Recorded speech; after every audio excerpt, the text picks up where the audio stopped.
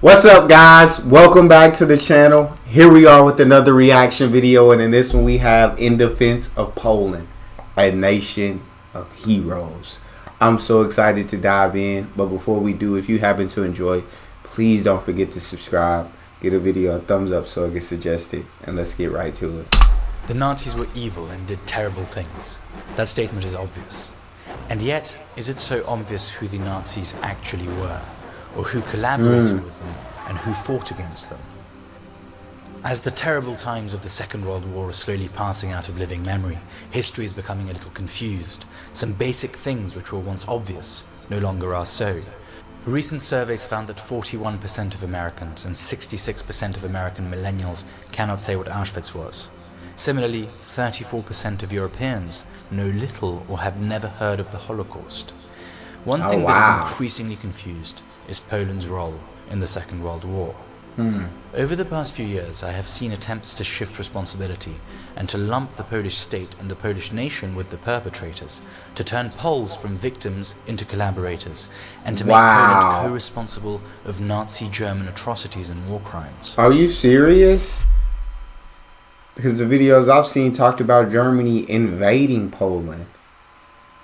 You're trying to turn victims into collaborators? That's absolutely ridiculous. That's insanity. Huh? The reason I'm making this video is I was recently shown this leaflet, which was circulated in Greenpoint, Brooklyn, New York City. The anti-Nazi leaflet warns inhabitants of a number of symbols. The swastika, which was a symbol of the Nazi Party and later of Germany, and was seen as a race emblem of Germanism. The 1488, which refers to the 14-word slogan, derived from Hitler's Mein Kampf, and the 8th letter of the alphabet, forming the initials HH for Heil Hitler. The symbol of the 211 Boot Boys, who are a skinhead crew which affiliate with neo-Nazis. Finally, we have the Odal rune and the Wolfsange, both of which are widely used by neo-Nazis and historically were used by Nazis from both the SS and the Wehrmacht.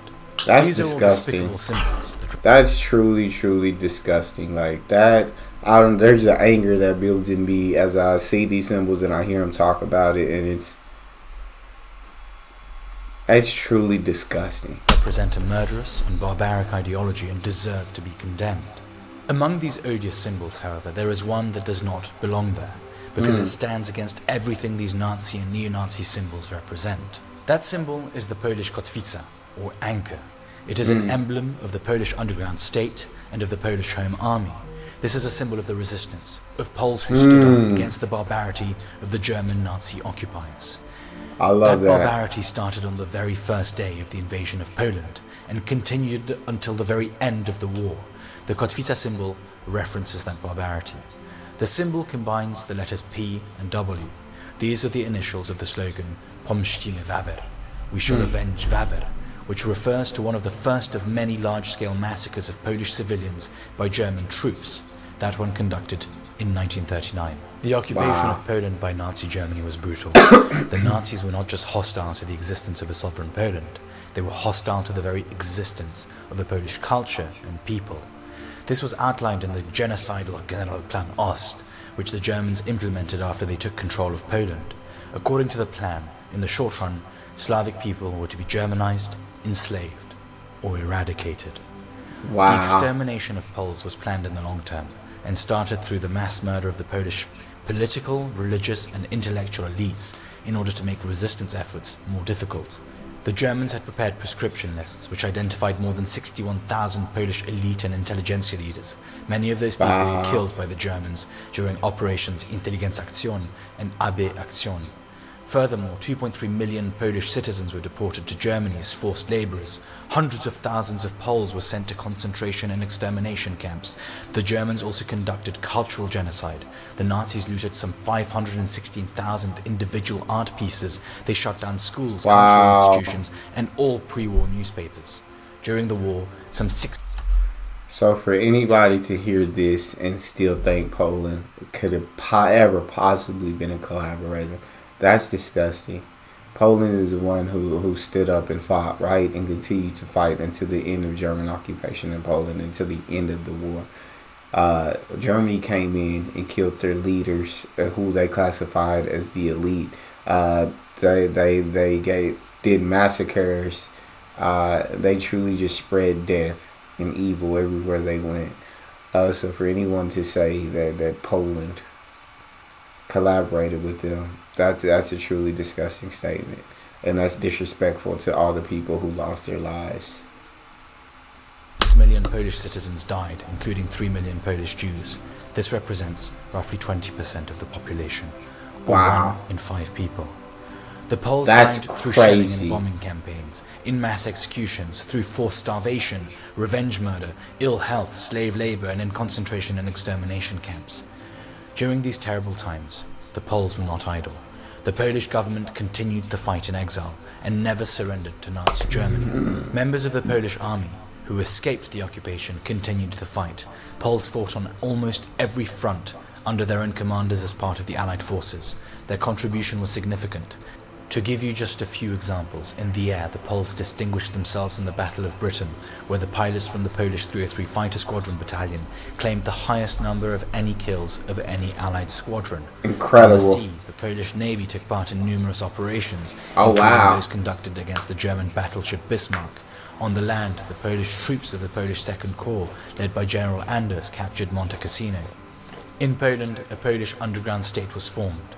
It was a resistance that was both civilian and military. The Polish underground state was loyal to the government in exile and was seen in Poland as the legal continuation of the pre-war Polish state.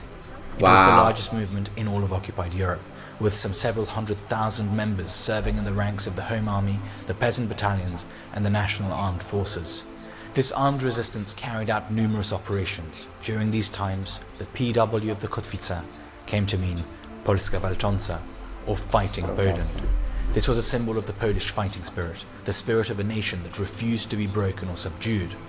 The symbol was so important to the resistance that Home Army Commander General Stefan Rowecki issued an order specifying that all sabotage, partisan, and military actions be signed with the anchor.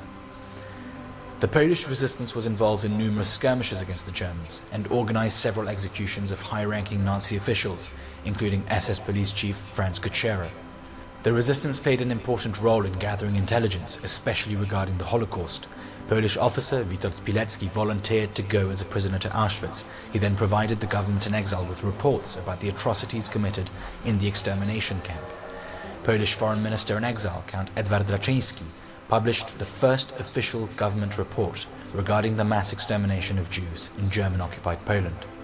Courier Jan Karski, a witness of the German atrocities in the Warsaw Ghetto, informed multiple foreign governments of the Holocaust and pleaded Roosevelt himself for help in ending the Holocaust. The Polish resistance also set up the Żegota Council for the Aid of Jews. One of the members, Irena Sendler, saved 2. I've heard so much about World War II, and I know much about Germany and the Nazis during that time, and I know much about the Battle of Britain and how the British fought back.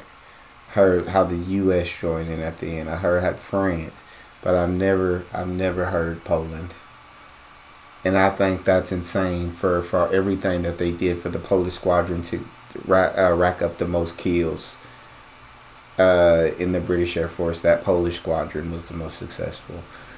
Underground state, to fight on land, to fight in the water against German Nazis, to never give in, never surrender. Yet it seems like they don't receive the recognition they deserve for everything that they did and all the sacrifices that they made. That's completely unbelievable. And so before this video ends, I would just like to thank anyone who served, anyone who fought against Nazis, if they're still alive today, or if they were one of your family members. I would like to extend my thanks to you guys and show the utmost respect to all those who fought, all those who lost their lives. Without Poland, it sounds like we wouldn't have been able to defeat Hitler and the Nazis. 2,500 Jewish children by smuggling them out of the Warsaw Ghetto. Poland, by the way, was the only occupied country where an organization was set up specifically to aid Jews. The Polish resistance led ultimately to the Warsaw Uprising in 1944. After years of occupation, the capital of Poland attempted to free itself. This is both one of the most heroic and tragic events of World War II.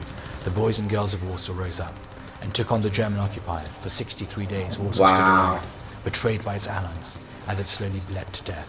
The Germans, having killed some 200,000 people, proceeded to raze the city to the ground.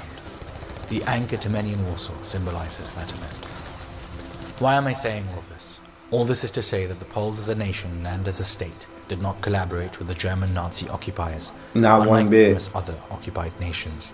They did not collaborate militarily, fighting the Germans at every given opportunity, nor did they collaborate in general in the Holocaust. Statistics of the Israeli War Crimes Commission indicate that less than 0.1% of Poles collaborated with the German Nazis. The Poles represent the largest number of people who rescued Jews during the Holocaust, with over 6,000 recognized righteous among the nations. This despite the fact that sheltering or helping Jews was punished by the death penalty, a penalty which extended to that person's family, neighbors, and sometimes to entire villages. Of course, this is not to say that every Pole was a hero. There were of course Polish individuals who betrayed their country and their fellow citizens. But this is not the point of this video. My point is this: somehow, merely 70 years since those tragic events, Poland is somehow finding itself in the camp of the perpetrators, our symbols somehow being linked to those of the Nazis and neo-Nazis. The anchor is a symbol of hope, that independence may be regained. Today it is a symbol that reminds us that our independence was hard fought. When you see this sign, do not confuse it with some neo-Nazi symbols. Think rather of Anna Smoleńska, who designed the symbol and perished in a German extermination camp.